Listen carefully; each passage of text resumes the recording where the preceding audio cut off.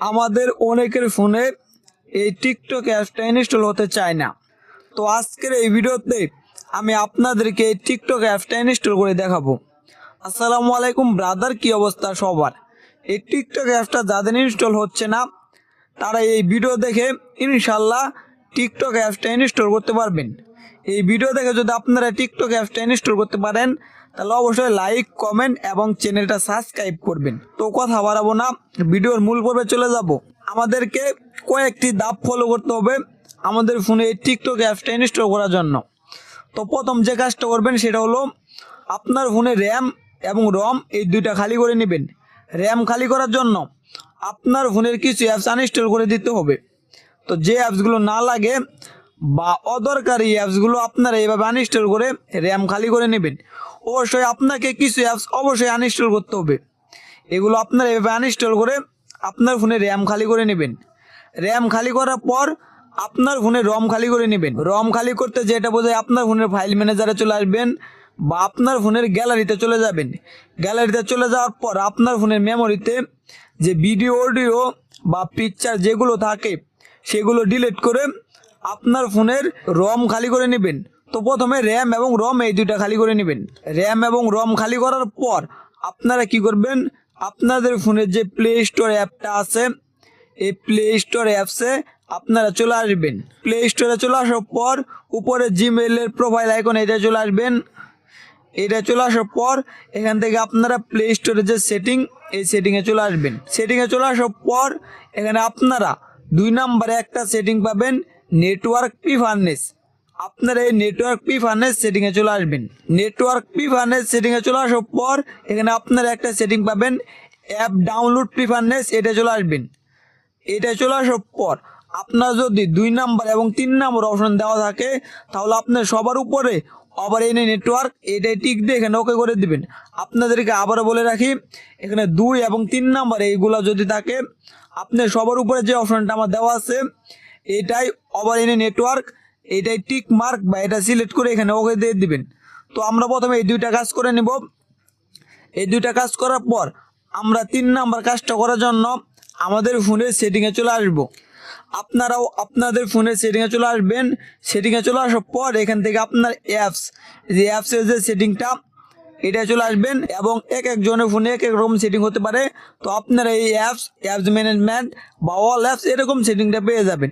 এছাড়া আপনাদের ফোনের সার্চ বারে যদি আপনারা অ্যাপস লেগে সার্চ করে দেন তাহলে কিন্তু সেই সেটিংটা পেয়ে যাবেন। এই যে অ্যাপসের যে সেটিংটা আমি এটা চলে আসলাম। তো এইভাবে আপনারা কি করবেন, আপনাদের ফোনের এই অ্যাপস এই সেটিংয়ে চলে আসবেন। অ্যাপসের সেটিংয়ে চলে আসার পর এখানে আপনারা পেয়ে যাবেন সি অল অ্যাপস। এই যে আমার দেখেন এখানে সি অল 121 অ্যাপস এটা দেখাচ্ছে। আপনাদের ফোনের সি অল অ্যাপস এটা পেয়ে যাবেন। এটা ট্যাপ করে আপনার ফোনে থাকা সকল অ্যাপসগুলো এখানে আপনারা শো করে নেবেন। এই যে আমার ফোনে চলে আসলাম এবং এই যে দেখেন আমার ফোনে যতগুলো অ্যাপস আছে এগুলো সব শো করে নিলাম। তো এখানে শো করে নেওয়ার পর আমাদের এখানে 4টে অ্যাপসের কাজ করতে হবে, তাই মনোযোগ সহকারে দেখেন। তো প্রথমে আপনারা কি করবেন, এখান থেকে আপনারা গুগল প্লে স্টোর যে অ্যাপসটা আছে সেটা খুঁজে বের করবেন। এই যে দেখেন আমার এখানে গুগল প্লে স্টোর এই অ্যাপসে চলে আসবো। এই গুগল প্লে স্টোরে চলে আসার পর আপনারা এখানে প্রথমে ফরেস্ট স্টপ করে নেবেন। তারপর আপনার এখানে স্টোরেজ অ্যান্ড ক্যাশ পাবেন, এটা চলে আসবেন। এটা চলে আসার পর এটা ক্লিয়ার অ্যাপস প্রথমে এটা আপনারা করে নেবেন। এটা করে নেওয়ার পর আপনারা আপনাদের ফোনের গুগল প্লে স্টোরটা ক্লিয়ার ডাটা করে নেবেন। ক্লিয়ার ডাটা করার জন্য এখানে ক্লিয়ার স্টোরেজ এটা ট্যাপ করে দিবেন। তারপরে ডিলিট অ্যাপ ডাটা এটা ট্যাপ করে ডিলিট করে নেবেন। এবং আপনার ফোন আগের মডেলের হলে আপনার নিচে ক্লিয়ার অল ডাটা এটা লেখা থাকতে পারে, সেইটা ট্যাপ করে আপনি ক্লিয়ার অল ডাটা করে নেবেন। এটা করে নেওয়ার পর এখান থেকে ব্যাক দিবেন। ব্যাক দেওয়ার পর আপনার উপরের কোনায় 3 ডট পাবেন, এই 3 ডটে ট্যাপ করে দিবেন। এই 3 ডটে ট্যাপ করে দেওয়ার পর এই যে আপনাদের গুগল প্লে স্টোরটা আনইনস্টল আপডেট এটা ট্যাপ করে গুগল প্লে স্টোরে ভার্সনটা আনইনস্টল আপডেট করে নেবেন। তো প্রথমে আপনারা গুগল প্লে স্টোরে এই কাজটা করবেন এবং আরেকটা কাজ করতে পারেন, সেটা হলো আপনার যদি পারমিশন এই পারমিশন দেওয়া না থাকে কোনো কিছু সব কিছু পারমিশন দিয়ে নেবেন। তো প্রথম গুগল প্লে স্টোরে এই কাজগুলো করবেন, তারপর ব্যাক দিবেন। তারপর আপনারা পেয়ে যাবেন হলো উপরে গুগল প্লে সার্ভিস। এই গুগল প্লে সার্ভিস এটা চলে আসবেন। এটা চলে আসার পর এখানে আপনি শুধু একটা কাজ করবেন, স্টোরেজ অ্যান্ড ক্যাশ পাবেন, এটা চলে আসবেন। এটা চলে আসার পর এটা আপনারা ক্লিয়ার করে নেবেন। তারপরে ক্লিয়ার ডাটা এটাই ট্যাপ করবেন। ট্যাপ করে দেওয়ার পরে এরকম ইন্টারফেস চলে আসবে। তো আপনারা নিচের দিকে পাবেন ক্লিয়ার অল ডাটা, এটাই ট্যাপ করে আপনারা গুগল প্লে সার্ভিসেরও ক্লিয়ার অল ডাটা করে নেবেন। তো এইভাবে দুইটা অ্যাপসের কাজ করবেন। এই দুইটা অ্যাপসের কাজ করার পর আপনারা এইভাবে ব্যাক দিয়ে চলে আসবেন, একেবারে আপনার ফোনে সবগুলো অ্যাপস আবার শো করে নেবেন। এই দেখেন আমার কিন্তু এই দুইটা কাজ শেষ। এই দুইটা কাজ করার পর আপনারা উপরের কোনায় একটা থ্রি ডট পাবেন, এই থ্রি ডটে ট্যাপ করে দিবেন। থ্রি ডটে ট্যাপ করে দেওয়ার পর এখানে আপনার শো সিস্টেম পাবেন, এই শো সিস্টেমে ট্যাপ করে দিবেন।